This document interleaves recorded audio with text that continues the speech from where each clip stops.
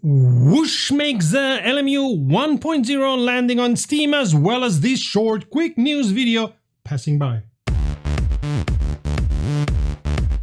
Greetings Romy, you're watching WromWrom, the channel sharing the joy of sim racing and a regular news roundup of weekly sim racing news. My name is Serta and I will be your host for this video. We extend an especially warm welcome to our new YouTube member Raxo91. Thank you very much for your support, all member in the kart driver level.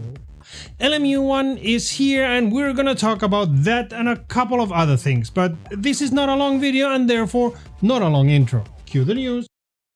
Stop Killing Games seems to have surpassed even the 1.4 million signatures, which make it almost sure it will become one of the few European citizens' initiative to move forward. This means the European Commission will conduct a thorough investigation of the issue, discussing the points with the organizers and the lobbyists. After that, the matter will be discussed in the European Parliament and will get a formal answer by the European Commission.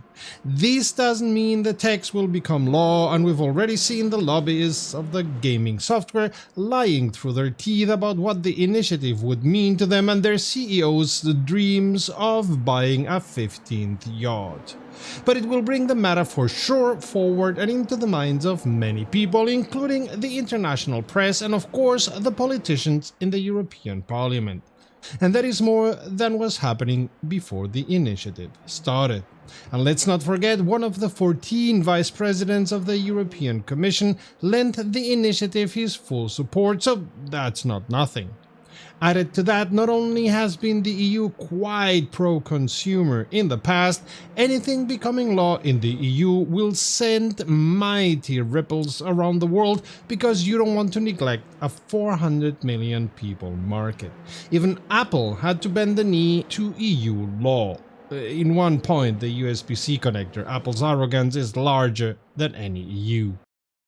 Not only can you race all of WromWrom's content for free at the moment, and until the 18th of August, they plan to have a sale of their content at 50% from August 21st to September 14th and tease a big update on September 24th, with the teaser including an image of an LMDH car. Don't worry, we'll continue reporting about it regularly. Just know big things are coming to WromWrom in the coming months. We had told you about the road trip enhancement coming to American Truck Simulator, which now will get a Ford Car Pack DLC, which will bring a 1967 Mustang, the 2023 F150, a 2023 Bronco and a Ford Crown Victoria. Because of the road trip enhancement, you will be able to drive all these cars if you ever tire of driving a truck. No release date has been given for the DLC. Asetek would like you to know you can already pre-order their Formula Pro steering wheel, and if you use the code WromWrom, you'll get it 5% cheaper and will get a bit of affiliate money. If you like what we're doing here on WromWrom and want to support us, it's easy, just a few clicks. Like, subscribe and set the notification bell. Takes less than a Hamilton pit stop.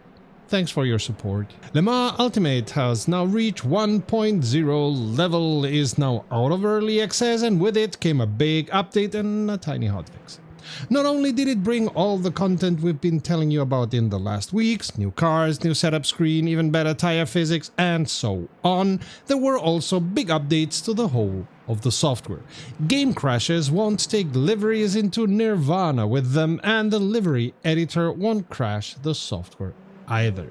The free DLC content is now just part of the basic sim, so it won't fill up the Steam page, making it easier to find the paid DLCs, and when your system reaches a certain, not nearly specified memory threshold, the sim will warn you about it.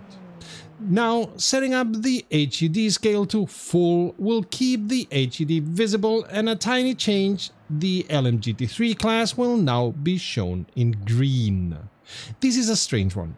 You got wrong tires in online races when multiple drivers were running custom liveries? I'd love to know why the one influenced the other. In any case, this won't happen anymore, the devs say. And it seems that from time to time Race Control showed the wrong subscription level as well as the wrong driver and safety ratings, and rookie and novice difficulty presets can now be selected again.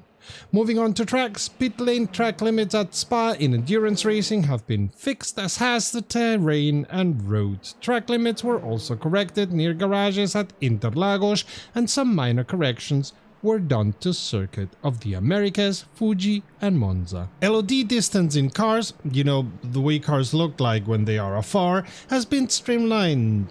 LMGT3 fuel and energy estimates should be more precise now, and as we all know, their tire physics have been improved. The Aston Martin Vantage LMGT3 got the way penalties adjusted for most of the tracks, as did the BMW M4 LMGT3 and most other LMGT3 cars. The BMW also getting extensive fixes in its graphics, and while the BMW was the most worked upon, most other cars also got minor graphic corrections.